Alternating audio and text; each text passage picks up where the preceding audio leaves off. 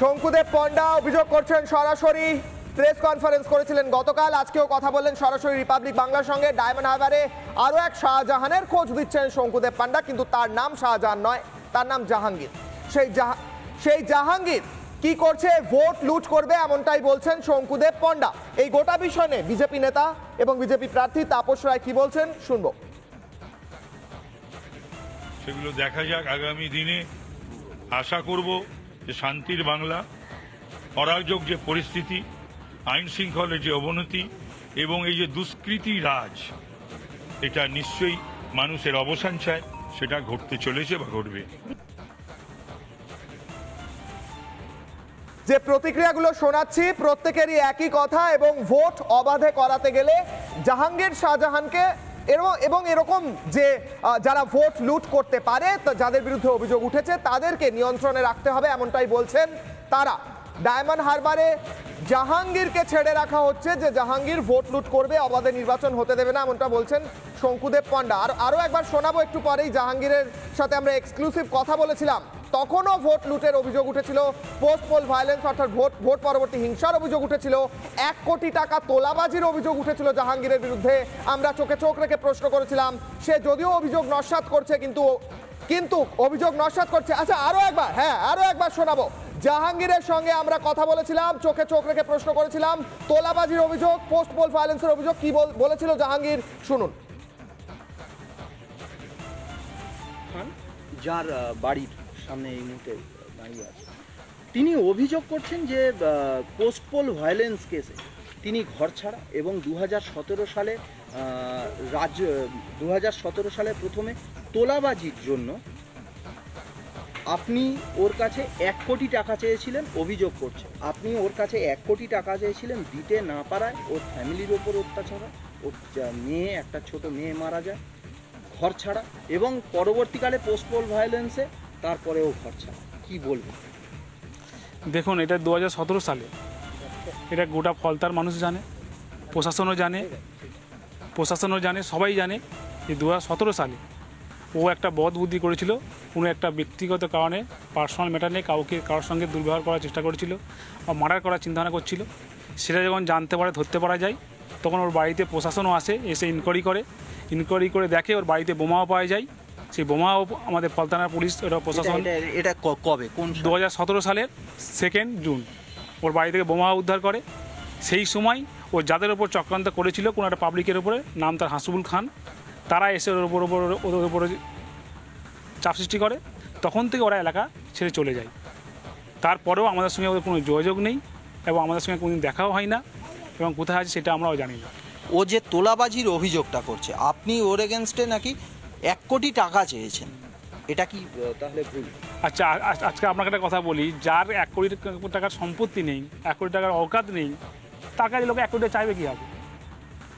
আর ওর কাছেও চাইবে কেন? ও কি বড় বিজনেসম্যান, না বড় প্রমোটারি, না বড় কোনো রাজনীতিবিদ? ও তো কিছু না, ও তো ম্যাড, ও তো পাগল একটা, ও তো ম্যাড। তো ওই ম্যাডের কাছে কী করে ওর কাছে চাইবে? ওর অবস্থা কী, পরিস্থিতি কী আছে? ওর কাছে আমি 1 কোটি টাকা চাইবো? কেউ যদি একটা অভিযোগ করে দিলে হয়ে গেল, আমি এক্ষুনি বলে দেবো যে আমার কাছে প্রধানমন্ত্রী 10 কোটি টাকা চেয়েছে, তাহলে সেটাই কি অভিযোগ হয়ে যাবে? তাহলে আমি এখন বলি যে আমার কাছে প্রধানমন্ত্রী 100 কোটি টাকা চেয়েছিল। জাহাঙ্গীরের বিরুদ্ধে একের পর এক অভিযোগ উঠেছে আগেও, এবং আবারও অভিযোগ করছেন শঙ্কুদেব পণ্ডা। শঙ্কুদেব পণ্ডার অভিযোগ শুনলাম, তিনি বলছেন জাহাঙ্গীরের মতো লোক বাইরে থাকলে অবাধে ভোট হবে না। এর আগে অভিযোগ উঠেছিল তিনি ভোট পরবর্তী হিংসা, ভোট পূর্ববর্তী হিংসায় তার নাম জড়িয়েছিল। অভিযোগ উঠেছিল 1 কোটি টাকা তোলাবাজির, 1 কোটি টাকা চেয়েছেন তিনি। তার উত্তরে তিনি অবশ্য স্পষ্ট করলেন, যার কাছে 1 কোটি টাকা দেওয়ার ক্ষমতা নেই, তার কাছে কেন চাইতে যাব, এমনটাও বললেন জাহাঙ্গীর ক্যামেরায়।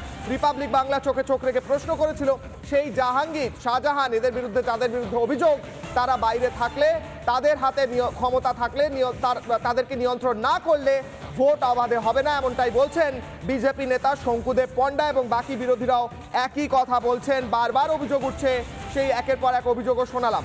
বিজেপি নেতা শঙ্কুদেব পণ্ডা যা বললেন, নওশাদ সিদ্দিকীও প্রায় তাই একই কথা বললেন, এবং সিপিএমের শতরূপ ঘোষও একই কথা বললেন। সমাজ বিরোধী যাদের বিরুদ্ধে অভিযোগ, তাদের নিয়ন্ত্রণে আনা প্রয়োজন, এমনটাই বলছেন বাংলার বিরোধীরা। ডায়মন্ড হারবারে আরও এক শাহজাহানের খোঁজ দিলেন শঙ্কুদেব পণ্ডা। শঙ্কুদেব পণ্ডার অভিযোগ এটা, অবশ্যই শঙ্কুদেব পণ্ডার অভিযোগ। শঙ্কুদেব পণ্ডা কি অভিযোগ করেছিলেন জাহাঙ্গীরের বিরুদ্ধে শুনবো।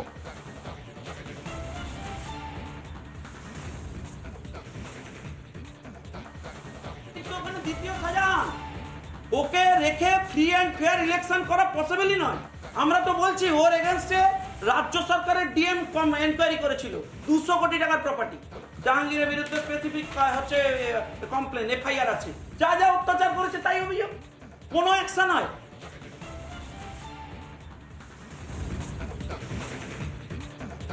সেই অভিযোগ শোনালাম। শঙ্কুদেব পণ্ডা বলছেন আরো এক শাহজাহানের খোঁজ, এটা তার কথা, শঙ্কুদেব পণ্ডার কথা। শঙ্কুদেব বলছেন জাহাঙ্গীরকে রেখে অবাধ নির্বাচন সম্ভব নয়। কোন জাহাঙ্গীর আরো একবার জানিয়ে রাখি। এবং এই মুহূর্তে আমাদের সঙ্গে টেলিফোন লাইনে রয়েছেন সিপিএম নেতা, বাম নেতা সৃজন ভট্টাচার্য। সৃজনবাবু, রিপাবলিক বাংলায় স্বাগত। শঙ্কুদেব পণ্ডা বলছেন, একটু আগে শতরূপ বললেন, এই জাহাঙ্গীরকে নিয়ন্ত্রণ না করলে অবাধে ভোট সম্ভব নয় ডায়মন্ড হারবারে, কি বলবেন? তৃণমূলের সব রাজা বাদশাহী কারবার, শাহজাহান, জাহাঙ্গীর, তাদের সাথে আবার পাশ থেকে শিবু, উত্তম বিভিন্ন রকম উঁকি মারে অ্যান্টি সোশ্যাল জড়ো করার বাহিনী হচ্ছে, ক্লাব হচ্ছে তৃণমূল। ওটা পার্টি না, ওটা প্রপার্টি। সেই প্রপার্টির কনস্টিটিউয়েন্ট কম্পোনেন্টটা পুরোটাই অ্যান্টি সোশ্যাল দিয়ে ভর্তি। এখন আমার ছোট্ট প্রশ্ন, শঙ্কুবাবু তো অনেকদিন তৃণমূলে ছিলেন, ততদিনে এইসব জাহাঙ্গীররা বা শাহজাহানরা বা শিবু, উত্তমরা তৃণমূলে ঢুকে পড়েছিল, তারা ঠিক কি করছিলেন? বা বিজেপিতেও যেই ধরনের লোকগুলোকে বিজেপি আশ্রয় দিয়ে ফেলে কেন বিভিন্ন সময়? আমরা এই কারণে বলছি ডায়মন্ড হারবারে ভোট করানো উচিত, তার জন্য এইসব জাহাঙ্গীর টাঙ্গীরদের অ্যারেস্টও করা উচিত। এই কোনোটাই রাজ্য পুলিশ দিয়ে হবে না। এবং দিল্লির নেতারা, বিজেপির গভর্নমেন্ট, তারা যদি ঠিক করে রাখেন যে তারা ভাইপোকে বড়া ভয় দিয়ে রাখবেন, ভাইপোর সুবিধা করে দেবেন, ভাইপোর জন্য গ্রিন করিডোর করে দেবেন, ওই জন্য অরবিন্দ কেজরিওয়াল বা হেমন্ত সোরেন গ্রেপ্তার হতে পারে কিন্তু ভাইপোর কিছু হয় না, তাহলে ন্যাচারালি জাহাঙ্গীররা মুখ ফুলিয়ে ঘুরে বেড়াবে। এদেরকে সরাতে মানুষের ঐক্যবদ্ধ শক্তি প্রয়োজন। সৃজনবাবু, আপনার একদম কাছাকাছি কেন্দ্র ডায়মন্ড হারবার, আপনি যাদবপুরে প্রার্থী এবং একদমই কাছাকাছি, দূরত্ব একদমই কম। এই জাহাঙ্গীর বা তাদের বিরুদ্ধে আপনার কোনো অভিযোগ, আপনি কিছু বলবেন? না না, আমার এরকম যাদবপুরেও এরকম বিভিন্ন পকেটে, শোনেন, তৃণমূল এইসব পাড়ায় পাড়ায় পয়দা করেছে। পাড়ায় পাড়ায় তৃণমূল গত 12 বছরে এই ধরনের গুন্ডা বদমাশ, যারা জমিচোর, যারা মানুষের ইজ্জত লোটে, যারা মানুষকে মারধর করে, এগুলো পয়দা করে। সৃজন বাবু অনেক ধন্যবাদ। সৃজন বাবু অনেক ধন্যবাদ। সৃজন বললেন স্পষ্টভাবে যে এই রকম অভিযোগ যাদের বিরুদ্ধে উঠছে তাদের নিয়ন্ত্রণে রাখা উচিত। একটু আগেই কথা বলেছিলাম নওশাদ সিদ্দিকীর সঙ্গে, কি বলেছেন নওশাদ সিদ্দিকী শুনবো। নির্বাচনে এই ফলদাতি দেখুন না, আনকন্টেস্টে জয়লাভ করেছে, কাউকে প্রার্থী দিতে দেয়নি, বিরোধী শূন্য করে ওরা সবুজ আবির মেখে উল্লাস করেছে, গণতন্ত্রকে হত্যা করেছে। এই নির্বাচনে একই হবে। যদি এই ধরনের যারা সমাজ বিরোধী আছে তাদেরকে যদি আমরা খোলা ময়দানে ছেড়ে রাখি, সেন্ট্রাল ফোর্স দিয়ে ভরে দিল, নির্বাচন সুষ্ঠুভাবে হবে বলে আমি বিশ্বাস করতে পারছি না বা ভরসা করতে পারছি না। আর আমাদের রাজ্যের পুলিশের অবস্থা বর্তমান তৃণমূল কংগ্রেস কোন জায়গায় পৌঁছে দিয়েছে নতুন করে বলতে লাগে না।